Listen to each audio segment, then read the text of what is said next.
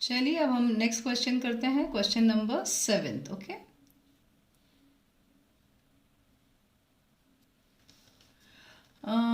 Question number 7 के लिए थोड़ा सा या अब क्वेश्चन नंबर 7 हमें क्या बता रहा है?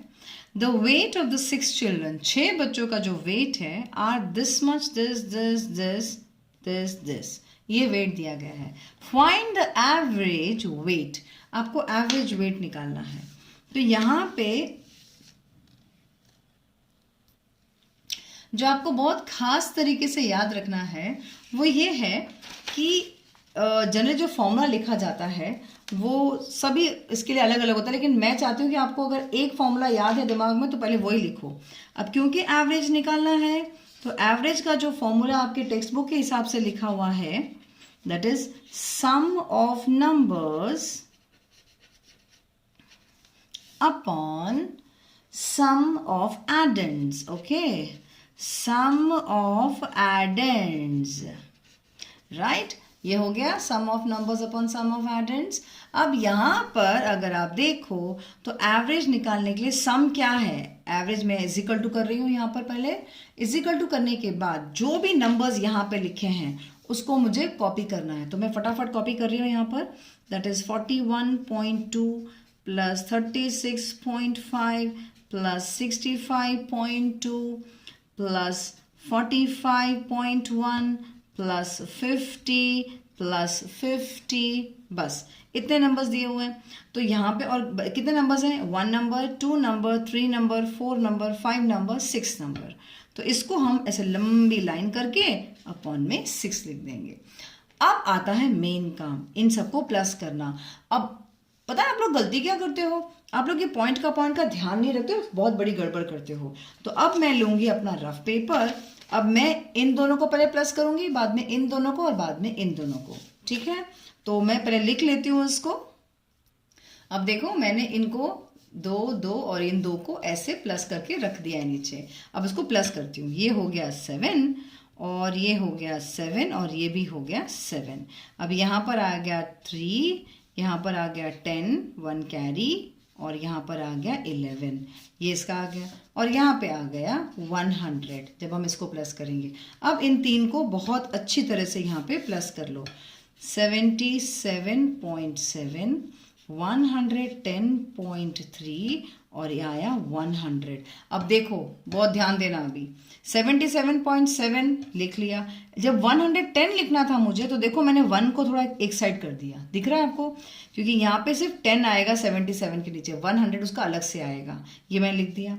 इसके बाद जो सिर्फ 100 आएगा जिसमें पॉइंट ही नहीं है, तो ये यहाँ पे पॉइंट नहीं है, मतलब यहाँ पर पॉइंट है, कोई भी पॉइंट नहीं है, मतलब इसके बाद एक पॉइंट है, तो आपने पॉइंट के पहले ही उसको 100 लिखा। ये इस बहुत बहुत बहुत बहुत इंपॉर्टेंट पार्ट है इसको प्लस करने का।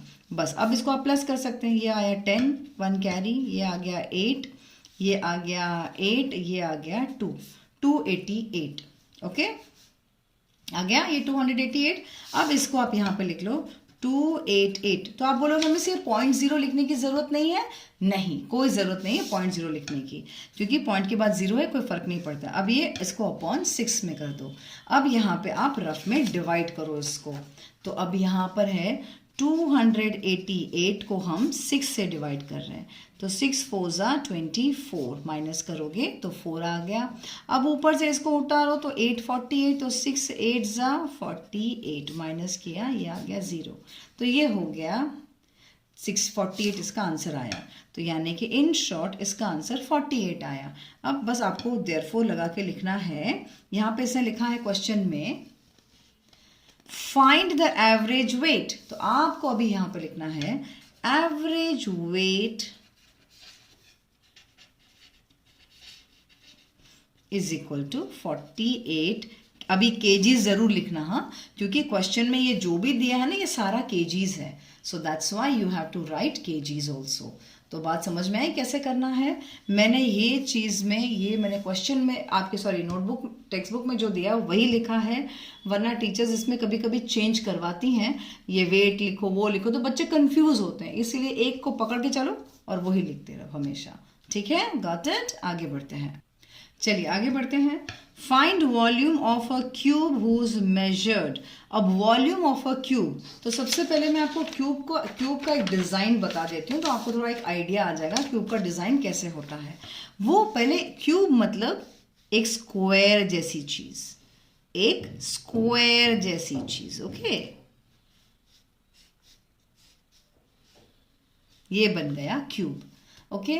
अब ये क्यूब बन गया तो इसने बोला फाइंड द वॉल्यूम ऑफ, ये मतलब 4 मीटर। अभी 4 मीटर मतलब कहाँ होता है पता है, सारे साइड्स 4 हैं, ये भी साइड 4 है, यानी कि लेंथ भी सेम है, ये ब्रेथ भी सेम है, लेंथ और हाँ सॉरी ब्रेथ ये आता है, ये वाला ब्रेथ होगा, ये भी सेम है, यानी लेंथ भी सेम है, ब्रेथ भी सेम है और हाइट भी सेम है। तो इसे 4 4 4 दिया गया है। तो आप बोलोगे मिस यहाँ पर तो सिर्फ 4 दिया गया है। आपकी बुद्धि होनी चाहिए, क्योंकि क्यूब यानी कि सारे साइड सेम होते हैं, तो एक साइड में अगर 4 है तो सारे साइड्स के जितने भी साइड है उसमें 4 ही होगा, ठीक है। अब यहाँ पे इसका फॉर्मूला क्या होता है, जनरली हर एक स्कूल में अलग अलग लिखा जाता है, वैसे वॉल्यूम ऑफ क्यूब का फॉर्मूला किसी किसी स्कूल में अलग होता है। मैं दोनों फॉर्मूलाज लिखती हूँ। किसी स्कूल में लिखाते हैं लेंथ इंटू लेंथ लिखाते हैं, और किसी किसी स्कूल में लिखाते हैं volume of cube is equal to L cube, ऐसे लिखाते हैं। और कोई क्यूब मतलब ऊपर 3 आया, मैं वापस से लिख देती हूँ, एल और ऊपर 3 यानी 3 टाइम्स। और किसी किसी स्कूल में ऐसे लिखाते हैं volume of cube is equal to side into side. और इसका आप शॉर्ट फॉर्म भी बना सकते हो, कभी मतलब ऐसे भी लिख सकते हैं कि साइड क्यूब भी लिख सकते हो, यानी कि कुछ इस तरह से मैं यहाँ पे बता देती हूँ, साइड क्यूब ऐसे भी लिख सकते हैं। लेकिन अब मैं फिलहाल इस पे कॉन्सेंट्रेट करती हूँ, ठीक है। तो यहाँ पर हमको क्योंकि पता है जो क्वेश्चन दिया है उसके हिसाब से 4 है, तो हम क्या करेंगे, वॉल्यूम ऑफ अ क्यूब लिखकर 4 इंटू 4 लिखेंगे। 4 4 ज़ा 16, 16 4 ज़ा 64। अब बहुत ध्यान देने वाली बारी है। अब यहाँ पर आप लिखेंगे 64 मीटर क्यूब, या तो आपके स्कूल में ऐसे लिखा है तो ऐसे लिखना, और मैं और लिख रही हूँ, नहीं तो 64 CUBE क्यूबिक मीटर। अब जैसे आपके स्कूल में लिखा है वैसे लिखना। और कई स्कूल्स में ऐसे लिखाते हैं, मैं लिख देती हूँ, और 64 CU मतलब क्यूबिक का शॉर्ट फॉर्म और मीटर का M, 64 क्यूबिक मीटर। ओके, बात समझ आ रही है? तो इस तरह से ये आंसर मैंने किया है। चॉइस आपकी है, आपको कौन सा फॉर्मूला लिखना है। ये लिखना है तो भी चलेगा, ये लिखना है तो भी चलेगा, ये लिखना है तो भी चलेगा, और ये वाला लिखना है तो भी चलेगा, ठीक है। फॉर्मूला ऐसे आ गया। ये 3 मैंने अलग मेथड लिखा है आपको लिखने के, आपके स्कूल में जो लिखाया है आप लिख सकते हो। तो ये आ गया आपका आंसर। बस आपको लास्ट में देयरफॉर करके लिखना है volume of cube is equal to 64 metre cube. जो भी अगर ये लिखना है तो ये लिखना है तो ये लिखना है तो ये, जो भी स्टाइल आपको लिखना है, ये आपका फाइनल आंसर हो गया। Got it? अब इसी में और एक क्वेश्चन बी वाला जो दिया गया है वो बोल रहा है 5.6 है, वही वॉल्यूम निकालना है क्यूब का। तो अगेन हम फॉर्मूला लिखेंगे पहले। अब मैं volume of cube is equal to side into side. Okay, तो यहां पर 5.6 दिया गया है, तो 5.6 मल्टीप्लाई बाय 5.6 मल्टीप्लाई बाय 5.6। अब इन तीनों को मल्टीप्लाई करने के लिए पहले हम क्या करेंगे, अपॉन 10 करेंगे, तो इससे ये पॉइंट हट जाएगा। यहाँ पर भी अपॉन 10 करेंगे और यहाँ पर भी अपॉन 10 करेंगे। तीनों का हमने क्या हटा दिया, हमने हटा दिया इसका पॉइंट, और यहाँ पे भी मल्टीप्लाई का साइन डाल देंगे। अब इनको बिल्कुल मत छेड़ना, आप इज इक्वल टू लगा के यहाँ पे 10 इंटू 10 मल्टीप्लाई करने की जरूरत नहीं है। 1 1 जा 1, 1 1 जा 1 लिखो और पीछे के ये 3 0 डाल दो इसमें। ठीक है, 1000 हो गया। अब इन 3 को मल्टीप्लाई करना पड़ेगा। चलो अब 56 इंटू 56 पहले करते हैं और बाद में 56 और करेंगे। तो 56 इंटू 56 करते हैं पहले, क्योंकि 3 बार 56 को मल्टीप्लाई करना है। तो 6 6 जा 36, 6 5 जा 30 और ये है 33 प्लस हो गया तो क्रॉस करो। 5 6 जा 30, ओके अगेन 3 डालना है यहाँ पे।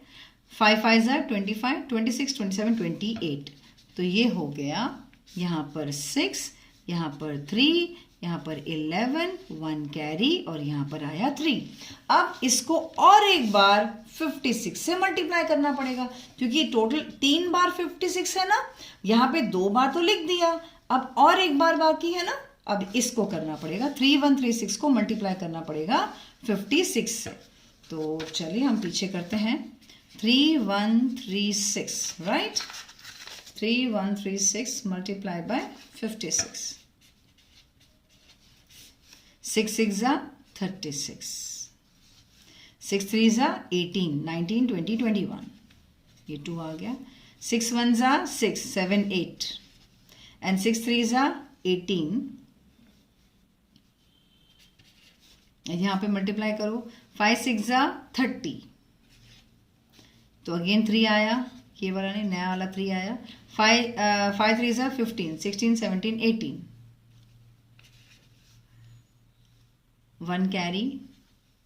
5 1 जा 5 6, 5 3 जा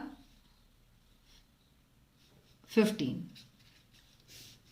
6 1 16 15 7 एंड 1। कितना बड़ा आंसर आया है? 175,616। लेकिन देखो अब ये काम कितना आसान हो जाएगा, देख लेना। अभी ये मैंने लिख दिया यहाँ पे। बस अब नीचे कितने जीरो दिख रहे हैं आपको? 3 जीरो दिख रहे हैं। 1 2 3 नंबर पे आओ, लास्ट पे आ जाओ।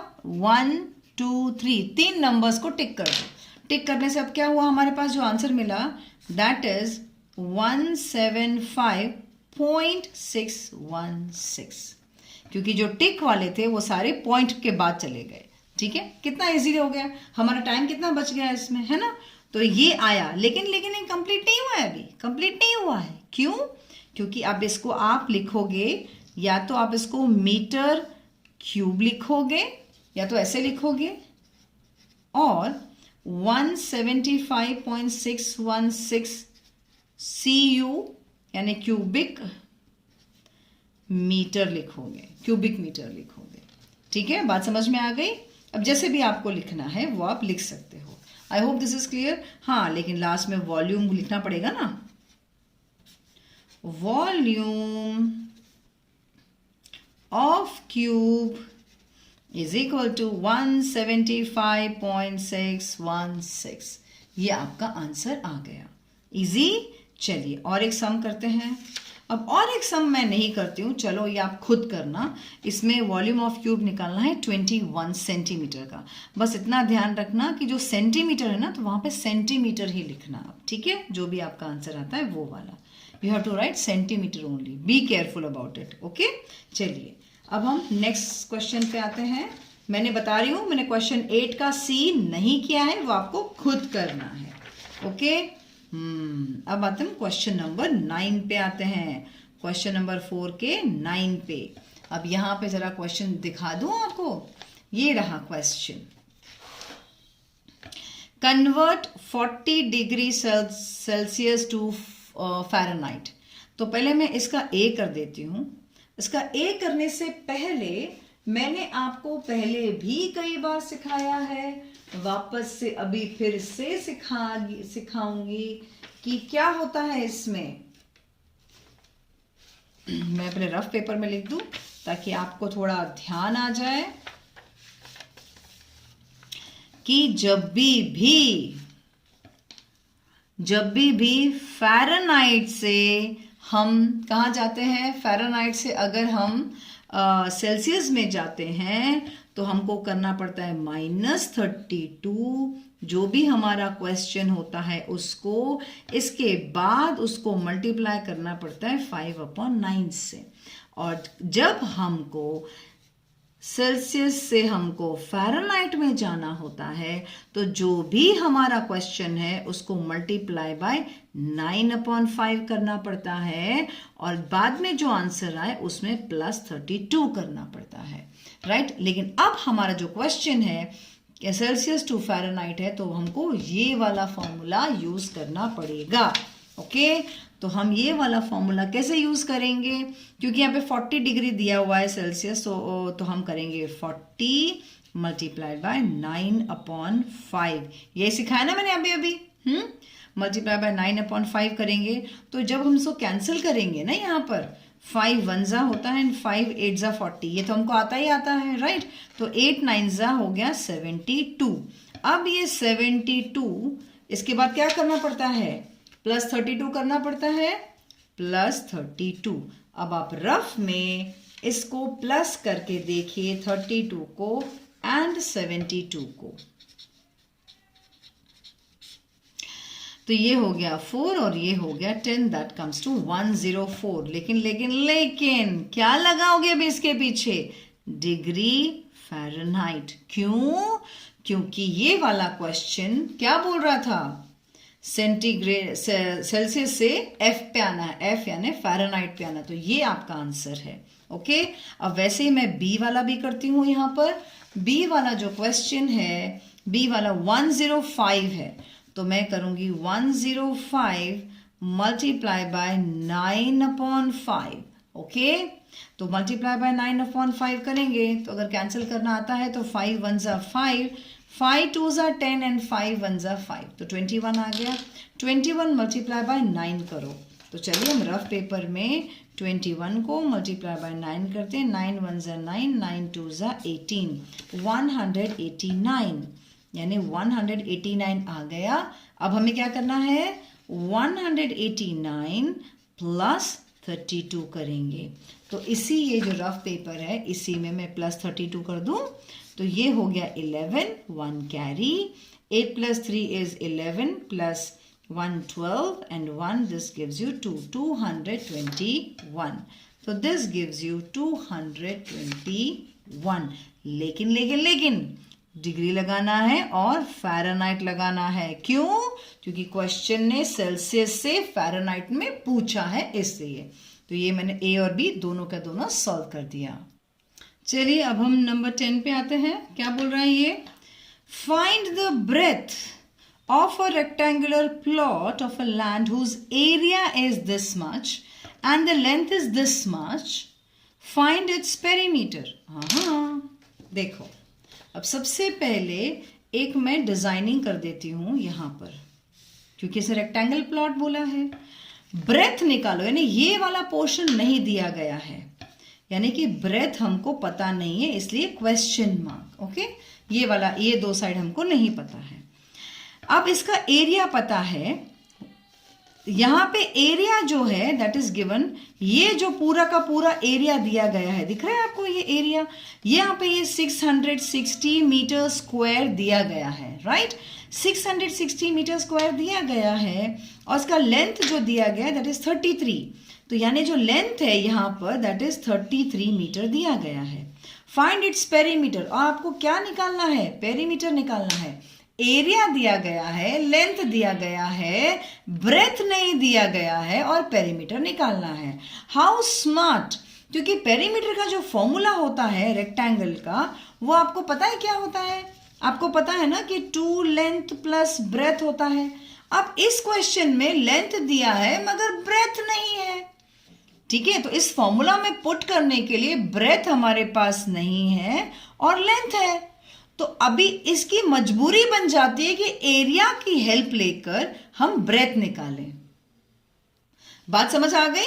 तो यहां पर हम अभी क्या करेंगे, अब देखो मैंने पहले लिख दिया है, ब्रेथ नहीं दिया है, क्वेश्चन मार्क है, एरिया दिया गया है, लेंथ दिया गया है, पेरीमीटर भी क्वेश्चन मार्क है, ये मैंने पहले लिख दिया है।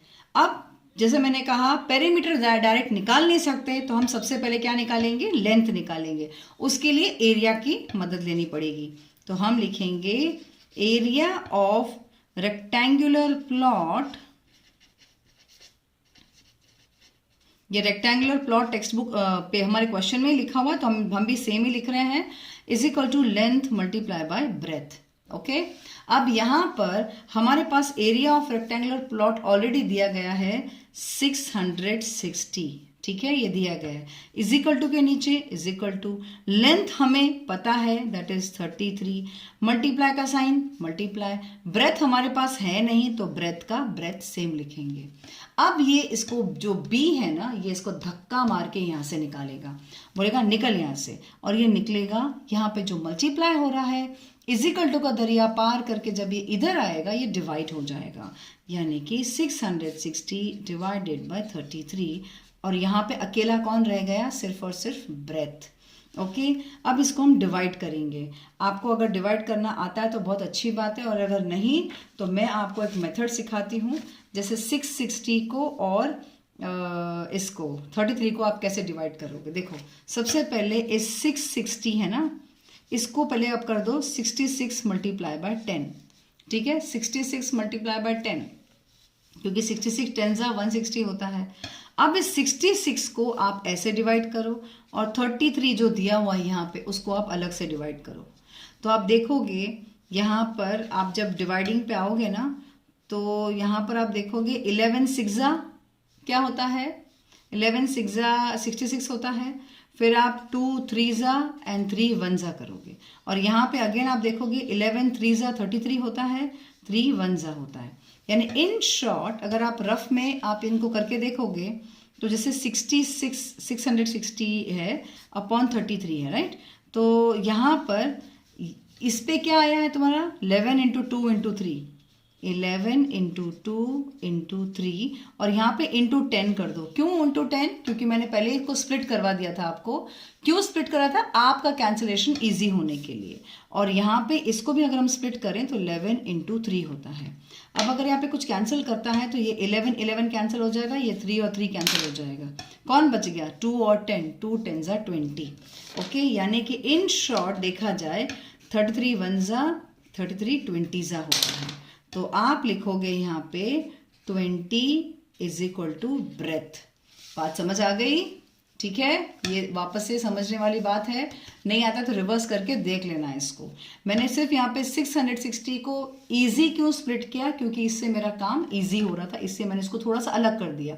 इसके बाद डिवाइड करना मेरे लिए बहुत आसान हो गया, और टिंग टिंग टिंग कट करना तो और भी आसान हो गया। ठीक है, तो 20 आया ब्रेथ। यानी इन शॉर्ट वो जो डिजाइन था, ये वाला जो डिजाइन था, ये जो ब्रेथ है ना, ये हमारे पास 20 आ गया। अभी कितना आ गया? 20 आ गया। तो यहाँ पे, और ये आया मीटर है या सेंटीमीटर है? टेक्स्ट बुक पेपर में देखो जरा, मीटर्स है, तो ये मीटर में आ गया। 20 मीटर में ब्रेथ है। ओके, बात समझ में आ गई? सम खत्म नहीं हुआ है, याद रखना ये चीज। अब हमको ब्रेथ मिल गया है, हमको ब्रेथ मिल गया। अब हम पेरीमीटर निकालेंगे, क्योंकि इसने क्वेश्चन पूछा पेरीमीटर है। अब हम लिखेंगे पेरीमीटर ऑफ रेक्टेंगल।